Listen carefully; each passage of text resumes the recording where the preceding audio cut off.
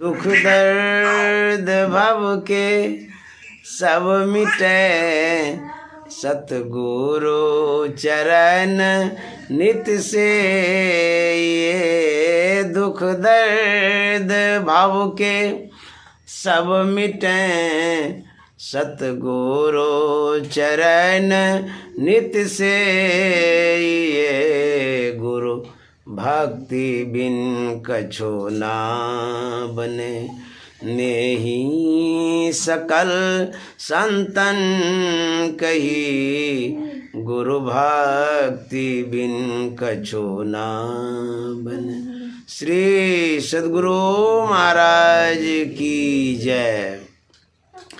प्रातः स्मरणीय अनंत श्री विभूषित परमाराध्य सद्गुरु महाराज गुरुदेव महर्षि संत सेवी परमहंस जी महाराज, बिलासपुर छत्तीसगढ़ के सत्संग प्रेमी महानुभावों, माता एवं बहनों, आज 12 दिसंबर 2023 ईस्वी है और आज इस यज्ञ का समापन दिवस है, पूर्णाहुति होगी।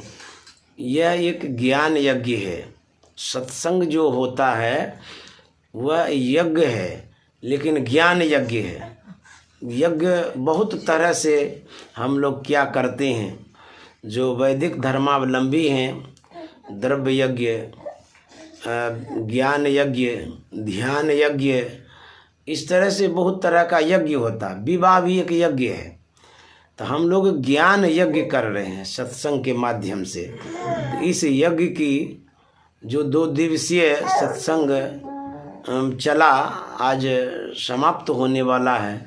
तो हमारे जो अशोक बाबू हैं, मैं उन्हें साधुवाद देता हूं। और गुरु भक्ति नीलम दीदी हैं, जिन्होंने बड़े ही सम्मान के साथ, आदर के साथ और सद्भावना के साथ हमें सत्संग के लिए अपने आवास पर बुलाया। इस आवास में जितने परिवार के लोग हैं, सबके सब अच्छे संस्कारों से संयुक्त हैं और सभी के सभी सत्संगी हैं, चाहे बड़े हों या छोटे हों।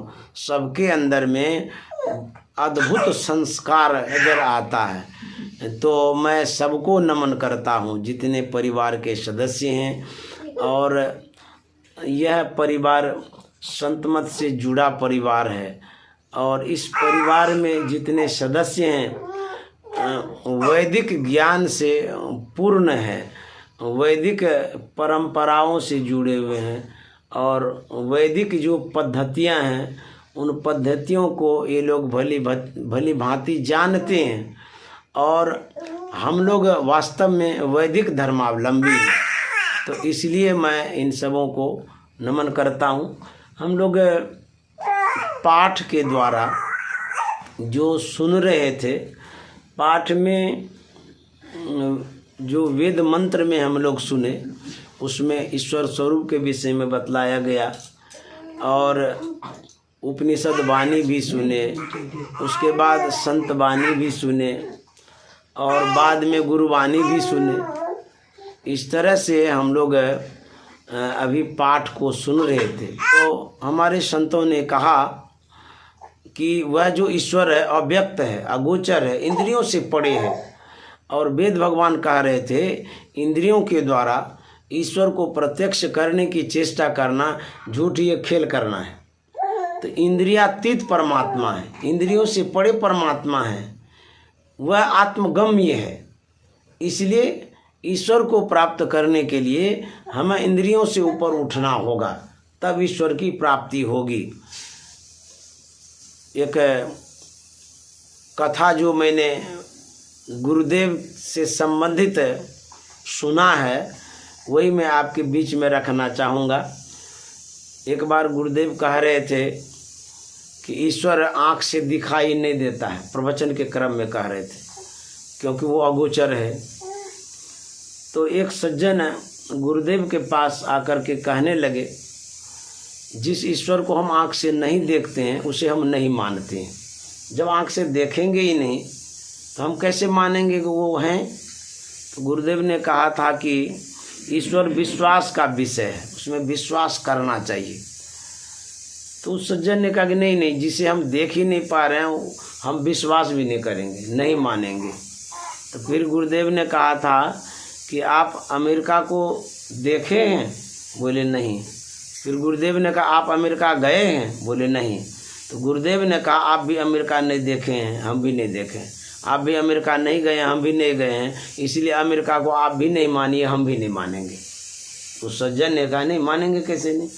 तो बोले आप ही तो कह रहे हैं कि जो आँख से दिखाई नहीं देता उसको नहीं मानेंगे, तो आप तो आँख से अमेरिका को देखे ही नहीं, तो कैसे मानिएगा? तो उन्होंने कहा कि मानेंगे इस आधार पर कि विश्व के मैप में, नक्शा में अमेरिका का स्थान है।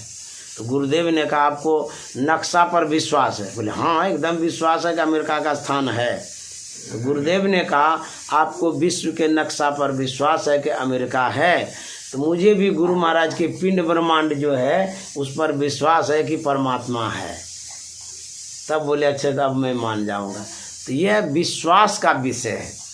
ईश्वर नहीं दिखाई दे रहा है, इसका मतलब है इसका मतलब ये नहीं कि उसकी सत्ता नहीं है। उनकी सत्ता को आप महसूस तो करते हैं। किस रूप में?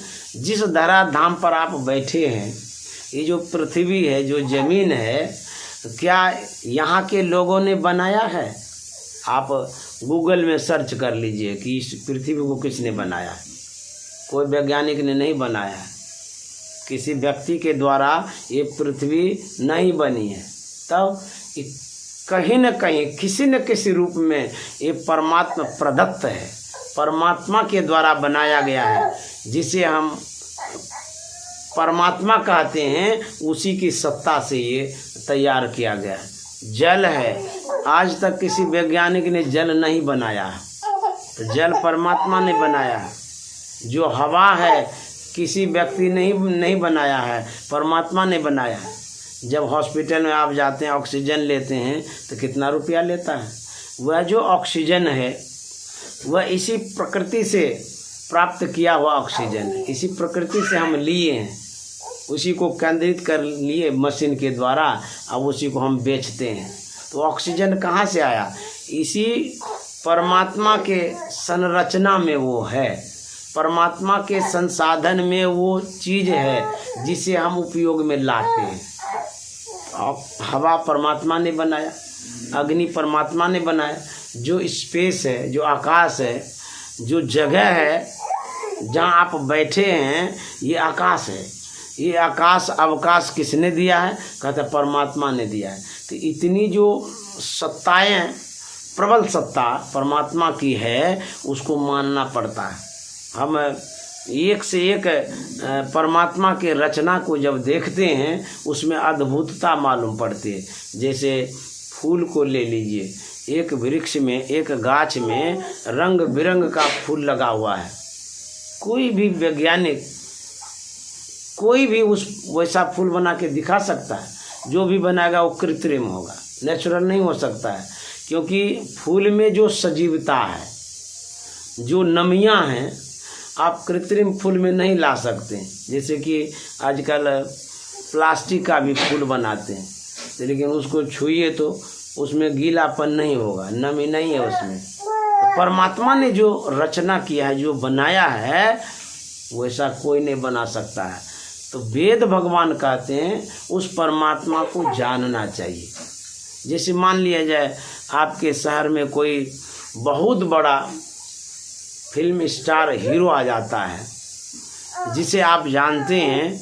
यदि आपको जानकारी मिल जाती है कि मान लीजिए अमिताभ बच्चन आए हैं, तो आपके मन में होगा हमारे पास में ही आए हैं, इतने बड़े कलाकार हैं, जाते हैं मिलने के लिए, मन में होता है ना। आप यदि परमात्मा की कला को देखेंगे, कितने बड़े कलाकार हैं, सभी मानव को बनाए हैं, सब में एक जैसा खून है, सभी मानव को बनाए हैं, सब में एक जैसी संरचना है। 5 तत्वों से सब मानव बनाए, चाहे हिंदू हो, मुसलमान हो, सिख हो, ईसाई हो, जैन हो, बौद्ध हो, कोई भी हो। तो परमात्मा ने जो ये सब बनाया है वो सबसे बड़े कलाकार हैं। जैसे आप मॉल में जाते हैं, बिग बाजार में जाते हैं, तो वहाँ पर आप देखते हैं एक से एक वस्तुओं को, कोई ऐसी भी वस्तुएं होती है, जैसे मान लिया खिलौना समझ लीजिए, उस खिलौना को देख करके आप प्रभावित हो जाते हैं कि बड़े अच्छे ढंग से बनाया गया है। से परमात्मा ने हमें जन्म दिया है, परमात्मा ने हमारे लिए संसाधन दिया है, पूरा संसार, वो कितने बड़े कलाकार हैं, उसे एक बार जरूर मिलना चाहिए। ये मन में भावनाएं होती है। जब आप उस परमात्मा से मिलेंगे तो कितनी खुशी होगी, बहुत खुशी मिलेगी हमको। उसी तरह से वेद भगवान कहते हैं उस परमात्मा को जानिए जो परमात्मा अव्यक्त है, हमारे अंदर में भी है, सब में व्यापक, सबसे न्यारा, सब घट एक ही राम हो राम।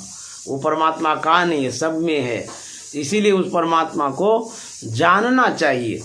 उस परमात्मा को जानने के लिए हम कहाँ जाएं? कहते हैं सबसे पहले सत्संग में आना पड़ेगा, क्योंकि यहीं पर परमात्मा के विषय में बतलाया जाता है। तो सत्संग में जब आएंगे तब परमात्मा के विषय में जानेंगे और तब परमात्मा को प्राप्त करने के लिए आप चलेंगे। इस जड़िया को, सत्संग को पकड़ करके रखना पड़ेगा।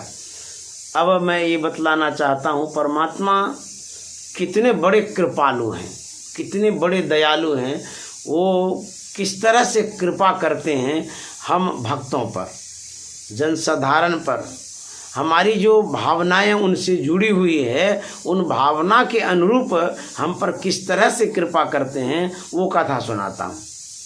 एक चिड़िया थी, वह गर्मी के कारण किसी गाछ पर बैठना चाह रही थी। वह बटेर जो है जाते जाते जाते गाछ के करीब पहुंचा तो पीछे में देखता है कि बाज आ रहा है। तो जैसे ही देखा बाज आ रहा है, वो तुरंत वो गाछ के एक डंठल में छिप जाता है वह बटेर, और बाज जो था ऊपर में मंडराने लगता है कि कभी तो उड़बे करेगा, इसको पकड़ करके हम खा जाएंगे। वह चिड़िया देखती है, वह बटेर देखता है कि ऊपर में बाज मंडरा, हमारा दुश्मन है वो, अब कहाँ जाए। नीचे जब नज़र करती है वो चिड़िया तो नीचे में देखता है कि एक शिकारी है, जो शिकारी बांध तान दिया है मारने के लिए। अब चिड़िया घबरा जाती है, ऊपर में भी दुश्मन, नीचे में भी दुश्मन है, अब कहाँ जाए, क्या करें। तो चिड़िया के मन में होता है कि अब तो हम मर ही जाएंगे, इधर कुआं इधर खाई, तो अब कहाँ जाए। तो चिड़िया सोचती है कि मरना तो है ही, एक बार भगवान का नाम ले लेते हैं, समर्पित कर देती है।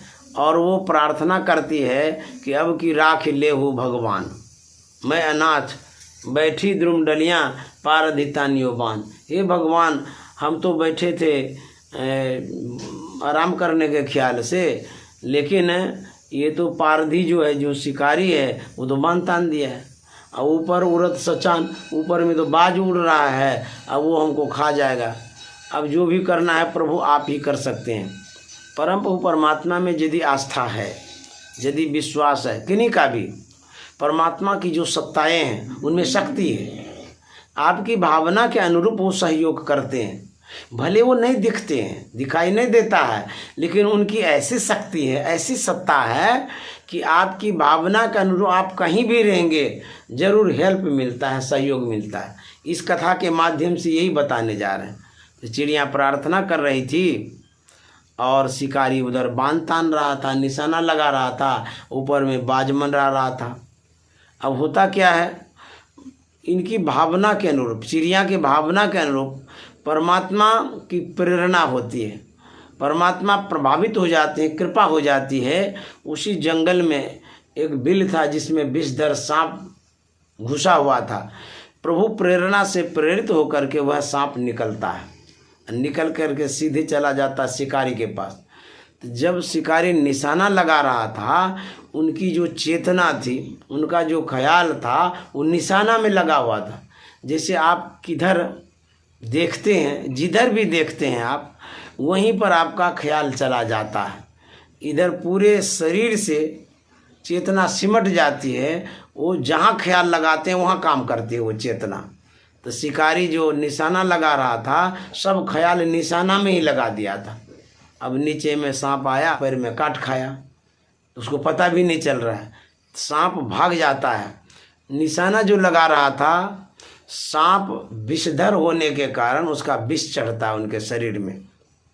अब क्या होता है, उनका शरीर कँपने लग जाता है, तो बाण इधर से छूटता है।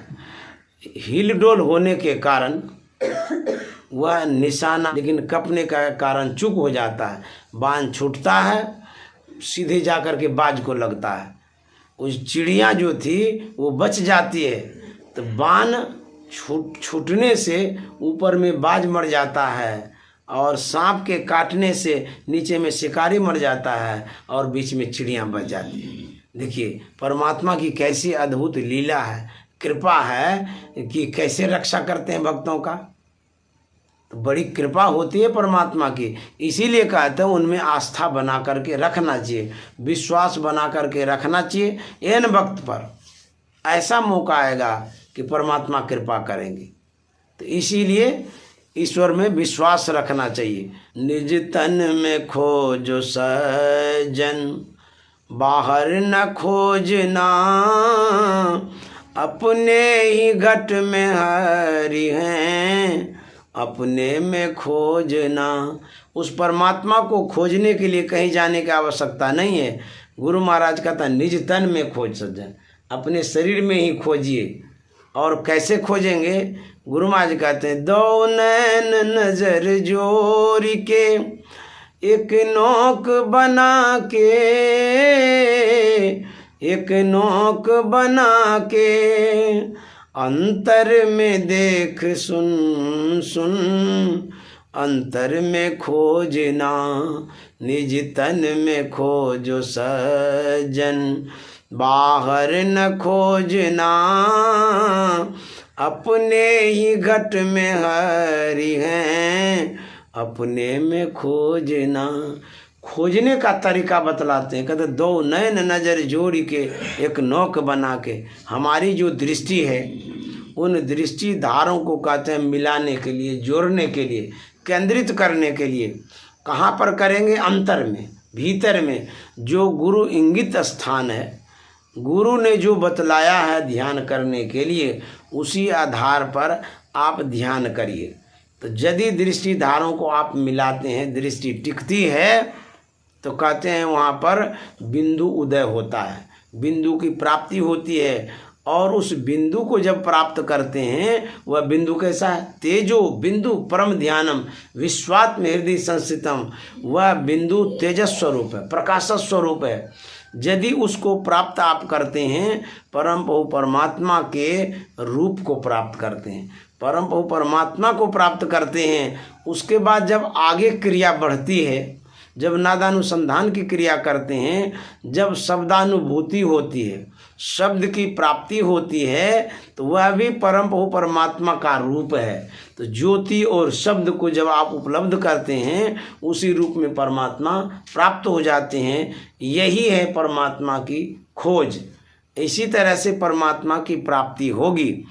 तो इस तरह से जब आप परमात्मा में विश्वास रखते हैं, विश्वासे फलदायकम, विश्वास के अनुरूप आपको फल भी मिलता है।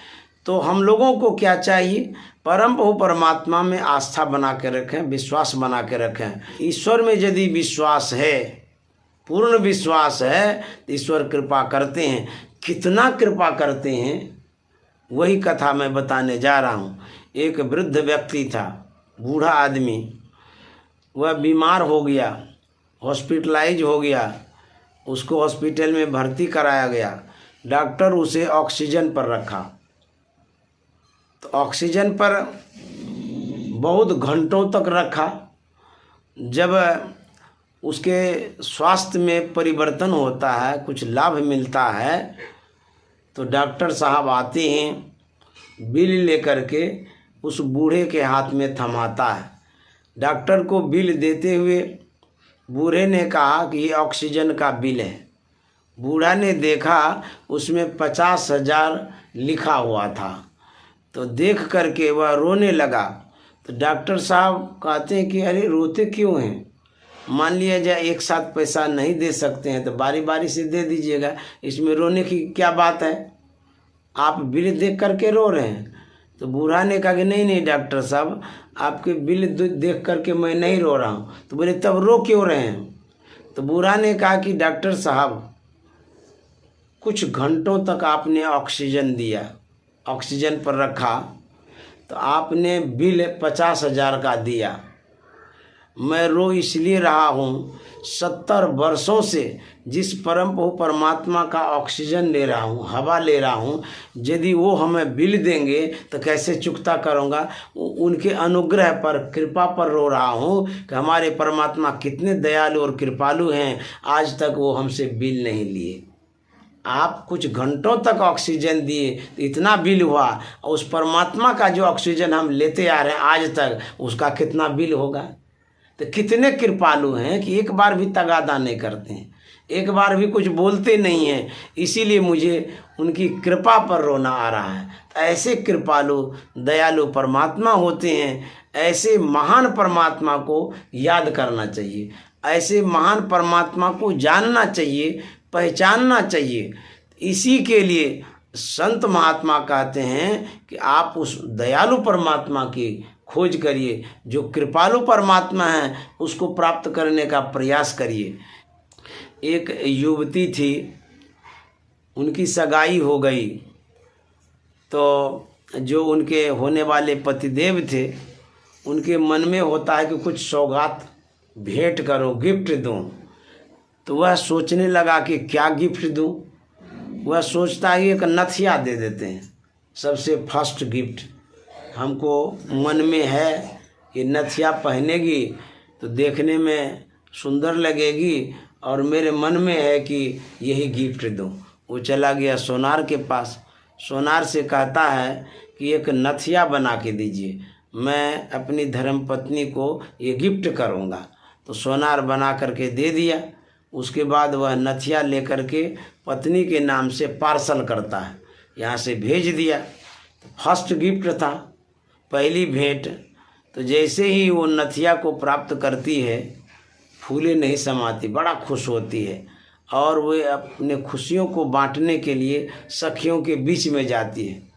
वह बताती है कि देखिए अभी तो हमारी सगाई हुई है, शादी हुई नहीं है, लेकिन हमारे पतिदेव कितने अच्छे हैं कि मुझे नथिया गिफ्ट किया है, फर्स्ट गिफ्ट किए। जो भी सखियां थी बड़ा बड़ाई करती है, गुणगान करती है, वाकई में आपके होने वाले पतिदेव बड़े अच्छे हैं, आपका इतना ख्याल रखते हैं, इतना सम्मान करते हैं। तो बातचीत करते करते सब सखियां सड़क तक चली गई। तो यही वो कह रही थी कि हम बड़े खुशनसीब हैं, हमारे पतिदेव बड़े अच्छे हैं जो हमको ऐसा गिफ्ट भेंट किया। एक महात्मा जी आ रहे थे, तो महात्मा जी ने जब सुना तो उनके मन में हुआ कि ये जो बालिकाएं हैं ये आखिर क्या बात कर रही है, जरा जाने तो सही। महात्मा जी करीब में गए और महात्मा जी ने जिज्ञासा किया, पूछा कि बच्ची हो ये बताओ कि तुम लोग क्या बोल रही हो। तो जो लड़की थी जिनकी सगाई हो गई थी, उन्होंने कहा कि महाराज मैं बड़ा खुश नसीब हूँ, मेरे होने वाले पतिदेव मुझे जो सम्मान किया है इसीलिए मैं उनका गुणगान करती हूँ। उन्होंने हमको फर्स्ट गिफ्ट में नथिया भेंट किया है, तो यह जो भेंट उन्होंने किया है मैं बड़ा खुश हूँ, इसीलिए मैं उनका गुणगान करती हूँ कि मुझे इतने अच्छे पतिदेव मिले, मैं हर वक्त उनका नाम ले रही हूँ। तो महात्मा ने कहा कि जरा सोचो, जिस जागतिक पतिदेव ने, सांसारिक पतिदेव ने तुमको एक नथिया भेंट किया, तो वह नथिया प्राप्त करके तुम खुश हो, प्रसन्न हो और उनका नाम बार बार लेती हो। जरा सोचो, जिस जगतपति परमात्मा ने तुमको सुंदर सा नाक दिया है उनका नाम नहीं लेती हो, और जिस पति ने नथिया दिया है उसका बार बार गुणगान करती हो। यदि नाक ना होता तो नथिया कहाँ पहनती? तो सबसे बड़ा गिफ्ट किनका है? नाक देने वाले का है कि नथिया देने वाले का? तो महात्मा ने जो पूछा लड़की से तो बोला कि नहीं, नाक देने वाले का सबसे बड़ा गिफ्ट है। तो नाक किसने दिया है? परमात्मा ने दिया है।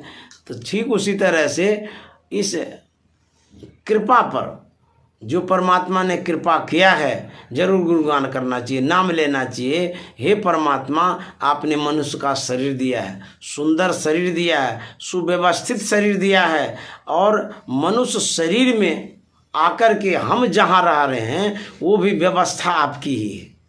आपने व्यवस्था किया है, तभी उस व्यवस्था में हम जीवित हैं। यदि उनकी व्यवस्था ना रहे तो हम जिंदा नहीं रह सकते।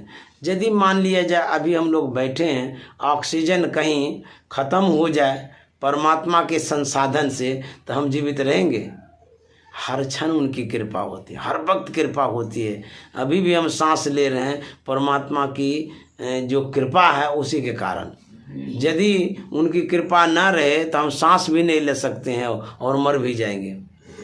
हर वक्त उनकी कृपा है, अभी भी है, पहले भी थी, आगे भी रहेगी। इसीलिए कहते हैं उस परमात्मा के लिए कुछ करना चाहिए, प्रार्थना करना चाहिए, गुणगान करना चाहिए। अभी हम लोग स्तुति विनती गा रहे थे, उसमें सबसे पहले परमात्मा की स्तुति की गई है। उसमें लिखा है ईश स्तुति। परमात्मा बड़े कृपालु हैं, इसीलिए पहले उनकी स्तुति की गई। स्तुति का मतलब होता है यश गान। किसी के बड़ाई को जब आप कहते हैं या बोलते हैं, बड़ाई करते हैं, इसी को होता है यश गान। जब किसी की आप बड़ाई करते हैं वो प्रसन्न हो जाते हैं, यह भी बड़ा उपकार है। आप जब किसी की बड़ाई करते, कोई भी व्यक्ति हो, चाहे घर का सदस्य हो या बाहर का कोई विशेष व्यक्ति हो या साधारण व्यक्ति ही क्यों न हो, यदि आप बड़ाई करते हैं, यह एक सेवा है। बहुत कुछ आप दे रहे हैं उनको, बड़ाई करके सम्मान दे रहे हैं, इज्जत दे रहे हैं उनकी बड़ाई करके, तो बड़ाई करनी चाहिए। तो कहते हैं जब परमात्मा की बड़ाई करते हैं तो परमात्मा आप पर खुश होते हैं। परमात्मा को और क्या दे सकते हैं? उन्हीं का तो सब कुछ दिया हुआ है, हमारे पास क्या है जो देंगे? तो परमात्मा का गुणगान करना चाहिए। किस रूप में? जैसे सवेरे स्तुति करते हैं, ये परमात्मा का गुणगान है। उसके बाद इसी जीवन में सद्गुरु का भी बहुत बड़ा हाथ होता है, सहयोग होता है, वो मदद करते हैं। यदि सद्गुरु न होते तो ये जो सत्संग हमें मिला है हमको नहीं मिलता, हमें जो ज्ञान मिला है वो नहीं मिलता। तो गुरु महाराज ने द्वितीय स्थान में सद्गुरु की स्तुति की है। आप पढ़ते हैं ना सब संतन की बड़ी बलिहारी, तो पहले परमात्मा की स्तुति किए हैं, उसके बाद सद्गुरु की स्तुति किए हैं, क्योंकि ये बड़े उपकारी होते हैं। सद्गुरु की यदि स्तुति आप नहीं करेंगे या सद्गुरु को आप यदि नहीं जानेंगे, आपका जीवन अधूरा रह जाएगा। इसीलिए गुरु महाराज ने सब संतन की बड़ी बलिहारी गाया है। तो इस तरह से उसके बाद फिर सद्गुरु के विषय में ही मंगल मूर्ति सद्गुरु कहा गया है। उसके बाद फिर जय जयति जो है ना वो सद्गुरु के विषय में कहा गया है। इस तरह से परमात्मा के विषय में, सद्गुरु के विषय में स्तुति किया गया है। तो जो हम स्तुति करते हैं यही असगान है, यही परमात्मा को मानना है, जानना है। इस तरह से यदि यशगान करेंगे तो जो उन्होंने कृपा किया है, उपकार किया है, अनुग्रह किया है, उसके बदले यदि आप ऋण होना चाहते हैं तो ये स्तुति जरूरी है, ध्यान जरूरी है, सत्संग जरूरी है। बड़े दयालु कृपालु का आपको हेल्प मिला है। यदि आप स्तुति नहीं करेंगे, यशगान नहीं करेंगे, तो कहते हैं आगे समझ पड़ेगा भाई। मान लिया जाए आप किसी को 5 लाख रुपया अनुदान में दे दिए, विवाह के लिए दे दिए, किसी की बेटी की शादी में, तो 5 लाख दे दिए, आपका एक बार नाम भी नहीं ले, तो आपको कैसा लगेगा? बुरा लगेगा ना। अरे 5 लाख रुपया दिए अनुदान में, एक बार कुछ बोला भी नहीं। तो बोलना चाहिए। उसके बाद मान लिया जाए कभी उसको ज़रूरत पड़े, आपसे मांगेगा तो दोबारा आप देना नहीं चाहेंगे। ऐसा आदमी है, उपकार को मानता ही नहीं है, परोपकार को मानता ही नहीं है। जिसको सहयोग करते हैं वो आपका यशगान करता, गुणगान करता है, तो आप खुश भी होते हैं, दोबारा हेल्प भी करना चाहते हैं। ठीक उसी तरह से जिस परम प्रभु परमात्मा ने मनुष्य का शरीर दिया है, पूरा संसार दिया है, पूरा संसाधन दिया है, उसका एक बार गुणगान नहीं करें, नाम भी नहीं लें, तो वो परमात्मा दोबारा मनुष्य का शरीर देंगे? वो तो कहेंगे कि हम एक बार कृपा करके दिए, आज संसार में गया, एक बार नाम नहीं लिया। तो जो नहीं नाम लेते हैं, न सत्संग करते हैं, न ध्यान करते हैं, न पूजा करते हैं, न पाठ करते हैं, न धर्म से कोई मतलब रखते हैं, तो कहते हैं ऐसे जीव के लिए परम प्रभु परमात्मा रुष्ट हो जाते हैं, दुखी हो जाते हैं, उनको दोबारा मनुष्य का शरीर देना नहीं चाहते हैं। इसीलिए हमारे गुरु महाराज ने जो अवलंब दिया है, जो आधार दिया है सत्संग ध्यान का, इस तरह से जब करेंगे, ये परमात्मा की स्तुति है, यशगान है, और परमात्मा की कृपा होगी इसमें। इसीलिए इस तरह से हम लोगों को करना चाहिए। परम प्रभु परमात्मा ने बड़ा उपकार किया है, उस उपकार को मान करके स्तुति विनती करनी चाहिए, सत्संग करना चाहिए और ध्यान करना चाहिए। सारा समय यदि हम संसार में ही लगाते हैं, चाहे कमाने के लिए या पढ़ने के लिए या किसी भी काम के लिए यदि लगाते हैं, अब परमात्मा का भजन नहीं करते हैं, तब क्या होगा? संसार में जो कुछ भी आप उपलब्ध कर पाते हैं वो सिर्फ शरीर सुख के लिए है, शरीर भर के लिए है, और जब तक सांस चल रही है तब तक के लिए। तो जब सांस छूट जाएगा, शरीर छूट जाएगा, तब क्या होगा? तब तो ये संसाधन साथ जाएगा नहीं, रुपया पैसा कुछ भी नहीं जाएगा। तब आगे क्या होगा? तो संत महात्मा कहते हैं आगे यही संस्कार काम आएगा। जो सत्संग ध्यान भजन करते हैं, ये परलोक की पूंजी है। इसीलिए संसार का काम भी करिए, अब परमार्थ का भी काम करिए, ये जरूरी है। लेकिन मन इस ओर जल्दी नहीं आता है, मन को संसार प्रिय लगता है, क्योंकि संसार जो है वो दिखता है। संसार को आँख से देखते हैं, अब परमात्मा को आँख से देखते नहीं। जब हम लोग ध्यान करने के लिए बैठते हैं, ध्यान में भी अंधकार दिखाई देता, कुछ दिखाई नहीं देता है। बैठे हैं ध्यान करने के लिए, न जाने इस मन को कौन सांप सूंघने आ जाता है, चट से आँख खोल लेते हैं। देखिए कितना मन भागता है, उचट जाता है, ध्यान करना नहीं चाहता, पवित्र काम करना नहीं चाहता है, तो संसार के तरफ भागता। क्यों?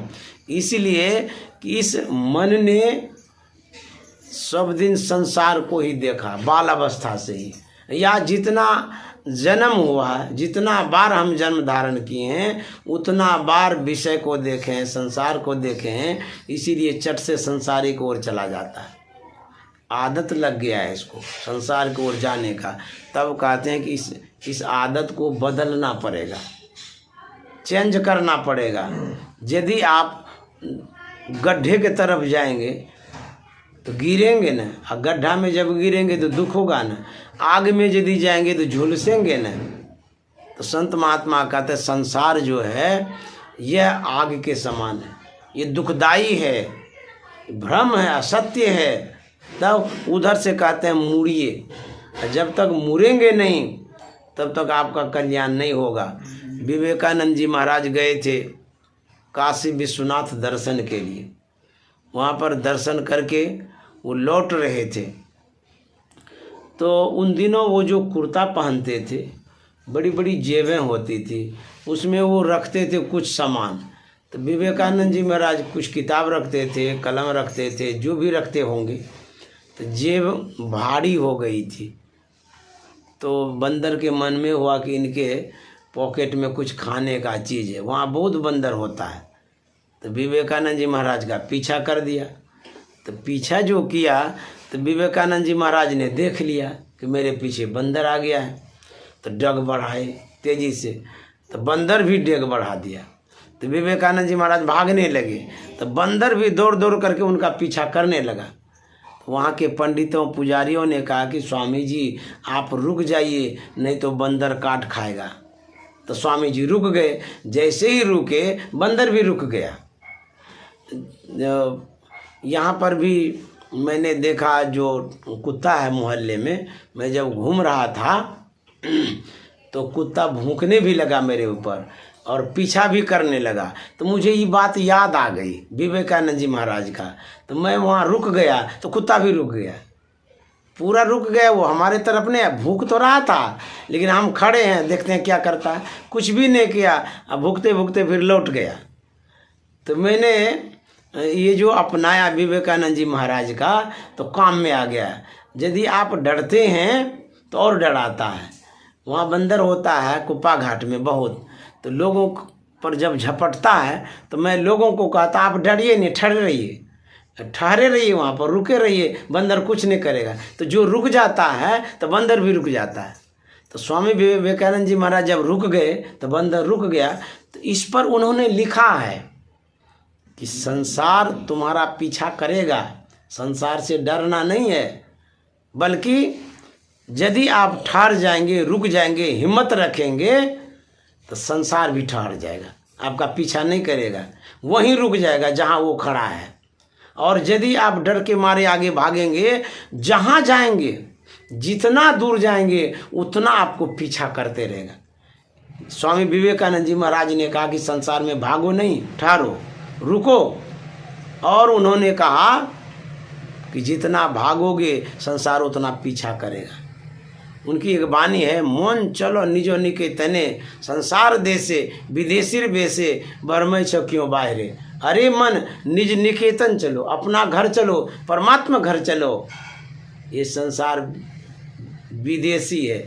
जैसे आप कहीं जाते हैं ना, होटल में रुकते हैं, मान लिया जाए होटल की व्यवस्था अच्छी है, सब तरह से आपके अनुकूल है, तो कितना दिन रुकिएगा उसमें होटल में। जैसे मान लिया खाने की व्यवस्था अच्छी है, रहने की व्यवस्था अच्छी है, नौकर चाकर ढेर है, एक से एक आदमी आपके पास आते रहता है, तो मान लिया आपको पसंद आ गया, तो उतना अच्छा होटल में आप कितने दिन तक रहेंगे? 1 रोज़, 2 रोज़, 3 रोज़, 4 रोज़, सब दिन होटल में नहीं रह सकते हैं। यदि सब दिन होटल में रहेगा तो होटल थोड़ा होगा, तो घर हो जाएगा। आपको घर आना पड़ता है। जब आप घर आते हैं, होटल जैसी व्यवस्था नहीं है घर में, लेकिन फिर भी घर में जो सुकून होता है, जो शांति होती है, जो आपको सुख मिलता है, होटल में नहीं मिलता है। होटल में होता है कि अब जाएंगे तो तब जाएंगे, छोड़ना पड़ेगा। तो आप जब घर जाते हैं, इसको निज निकेतन कहते हैं। विवेकानंद जी महाराज कहते हैं, अरे मन तुम कहाँ फंसे हुए हो, कहाँ बझे हुए हो? कि 4 दिन की चांदनी फिर अंधेरी रात, 2 दिन की जिंदगी है, सांस निकल जाएगी, यहाँ तो छोड़ करके जाना पड़ेगा। कितना भी आप संसार को पकड़ करके रखिए, कितना भी रुपया आप कमा लीजिए, अरब खरब धन जमा कर लीजिए, आखिर एक दिन जाना होगा कि नहीं जाना होगा। इस बात को आप नोट कर लीजिए दिमाग में, जाना होगा कि नहीं जाना होगा। यदि जाना ही होगा तो फिर उसके लिए भी तो व्यवस्था करनी होगी जहाँ जाना होगा। इसी के लिए संत महात्मा कहते हैं कि निज निकेतन चलो, प्रभु परम प्रभु परमात्मा का भजन करो, सत्संग करो। एक उपनिषद वाक्य हम लोग सुन रहे थे, अरे अविद्याग्रस्त लोगों उठो, अज्ञान अंधकार से ऊपर उठो और ज्ञान की ओर चलो। हम जिस अवस्था में हैं, जिस स्थान में हैं, कहते वहाँ से कहते उठो। जब तक उठेंगे नहीं तो आगे बढ़ेंगे नहीं। तो उठना क्या है? तो कहेंगे हम लोग तो रोज़ उठते ही रहते हैं। जैसे आप जो उठते हैं वो आप नहीं उठते हैं, बल्कि आप शरीर को उठाते हैं, मन को नहीं उठाते हैं। शरीर से रोज़ उठते हैं, लेकिन मन से उठते ही नहीं हैं। शरीर को उठाते हैं फिर सुलाते हैं। तो यहाँ पर कहा गया है मन को उठाना है। जिस दिन मन को उठा लेंगे उस दिन आपका काम बन जाएगा। तो कहते हैं मन को उठाना बहुत आवश्यक है। तो मन उठेगा कैसे? उठाने के लिए सद्गुरु की सदयुक्ति चाहिए, भेद चाहिए। उसी भेद के द्वारा, युक्ति के द्वारा मन को उठा सकते हैं। जब मन को उठाएंगे तब आपका काम होगा। तो मन को उठाने के लिए ध्यान की आवश्यकता है। परमात्मा को प्राप्त करने के लिए ध्यान की आवश्यकता है। यदि आप सुख और शांति चाहते हैं, उसके लिए ध्यान की आवश्यकता है। ये जो सत्संग है, यही मूल है, यही जड़ है, यहीं से सब ज्ञान होगा। आप लोगों ने जो आवाज़ पर बुलाया, मेरे पास जो अध्ययन था, मैंने जो किताबी ज्ञान प्राप्त किया, जो स्मरण में था, जितना समय मिला मैंने आपकी सेवा की। और आप लोग विचारों से बड़े ज्ञानी हैं, संस्कारों से बड़े ज्ञानी हैं, स्वभाव से भी बहुत उत्तम ज्ञानी हैं। आप लोग इसी ज्ञान के इर्द गिर्द घूमते भी रहते हैं, संस्कार के भी कारण, स्वभाव के भी कारण, आचरण के भी कारण ज्ञान के इर्द गिर्द रहते हैं। आप लोगों को मैं कुछ समझाने नहीं आया था, बल्कि आपने जो श्रद्धा भाव से बुलाया, जो मेरे पास कुछ समझदारी थी, वही बात आपके सामने मैंने रखा। और मैं शुभकामना मंगल कामना करता हूँ समस्त परिवार के लिए। आप लोग खूब खुश रहें, मंगल से रहें, आनंद से रहें, और आपके जीवन में सुख शांति और समृद्धि हो। सब कोई विकास करें, आगे बढ़ें, गुरु महाराज की कृपा बनी रहे, सत्संग और ध्यान से आप लोग जुड़े रहें। और इस तरह से जो दैनिक कार्य है, जो दिनचर्या आपकी है, उसको भी निभाते हुए, और जो गुरु महाराज की दिनचर्या है उसको भी जीवन में अपनाते हुए चलते रहें। अवश्य कल्याण होगा और गुरु महाराज की कृपा बनी रहेगी, है भी। और इस तरह से हम लोग सत्संग भजन करें, यही हमारे गुरुदेव ने सिखाया है। आप लोगों को जो मैंने सुनाया है, तो मैं आप लोगों को नमन करते हुए वाणी में विराम देता हूँ। श्री सद्गुरु महाराज की जय।